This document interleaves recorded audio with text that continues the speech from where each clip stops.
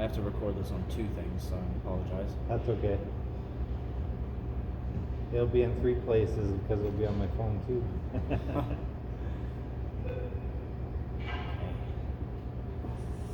I don't know how to do this in terms of trying to get to you to sound the best. If I need to move over a yeah, chair. could you possibly move? Yep. Actually, no. You're Switch? fine. Yeah, no, I'll switch here. Okay. I'll sit here. Which is best. Let's just see. I'm trying to get it so that you sound the best here. And then just. Okay.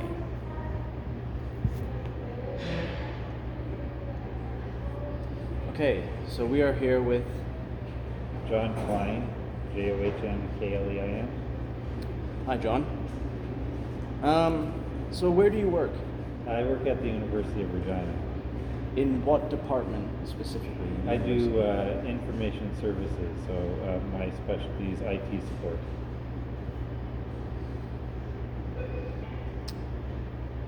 What does accessibility services do? Information services, it does all the computer support on campus. So it's not directly related to my other passion, which is improving accessibility throughout Regina and the wider community. Within the university, what is your specific role and job? I do IT service desk support. So like when students have questions about computers or staff or faculty, they come to the service desk and I end up answering those sort of questions along with other people on my team. When did you become an advocate for accessibility and just accommodations, accessibility in general? So accessibility in the sense of mobility accessibility, or accessibility in the sense of academic stuff? Because I don't have any expertise in the academic accessibility area, but I'm in more of the disability accessibility to like transit services or pedestrians and cyclists. How long have you been an advocate? I've worked on this in my spare time since probably before I ran for council a dozen years ago. Since then I've run a transit petition in the city, so trying to get additional transit services including paratransit for Regina, and improved bike lanes around the city and around campus. And I mean, just today I let Service Regina know about a safety issue on Regina Avenue, which we drove over last night coming back from the airport, and the car made a horrible jolt as we went over a huge pothole that could easily throw a cyclist from their bike.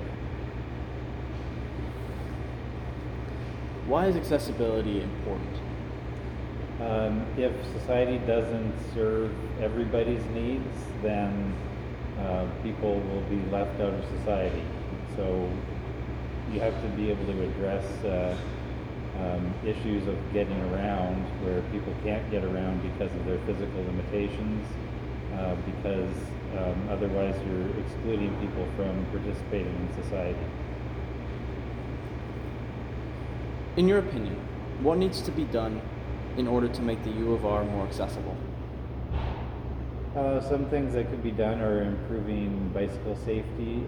There's some bike paths that come to campus from the rest of Regina, but some of them are becoming antiquated in their design, like the one on Wascana Parkway, where it has a bike lane next to a 70-kilometer-an-hour street without any protective barrier, and that's really not something that should be seen as a safe route for cyclists in 2025. It should have been upgraded years ago by the city, by the PCC, or maybe at the pressure of the university. Okay. Do you know anyone personally who is struggling with physical limitations? Yeah, quite a few people I know that people who have had brain injuries, like I've had one at one point. I haven't always had my driver's license, so I went for many months by having to get around by the bus and walking and being driven. And so it's important, like anyone can end up in a situation where they suddenly need to have physical accessibility accommodations, and without advocating for it before you're in that position, you're really doing yourself a disservice aside from everybody else. Because people that make the decisions about how we build our world don't necessarily think about how everybody can get around. And there's been improvements made, of course, in the last maybe 50 years in North America, and like making sidewalks easier to get on with wheelchairs and adding bike lanes, but without a bit of constant pressure on government to do these sort of things, they'd rather not do them. How would you say it is to get around for people here, especially in the university? Do you know anyone who has made any specific complaints? In the university itself, it does actually a very good job within the buildings to make sure that like doors have motorized openings, and routes are marked about where people can go, and they send out notices if the elevator's out of service and that sort of thing. So I think there's a pretty good effort made on campus to make sure that things are accessible, but there's always like maintenance issues that might come up and need to be brought to their attention. And so there's a email address that can be reached by employees or maybe by students to alert facilities management about those shortcomings to make things better. So overall on campus, the effort's really good.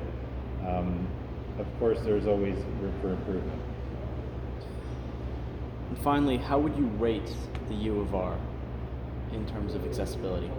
For physical accessibility, I would give it a passing grade, maybe even an 8 out of 10. In specific issues like cycling, I would give it a less than passing grade, like a 4 out of 10.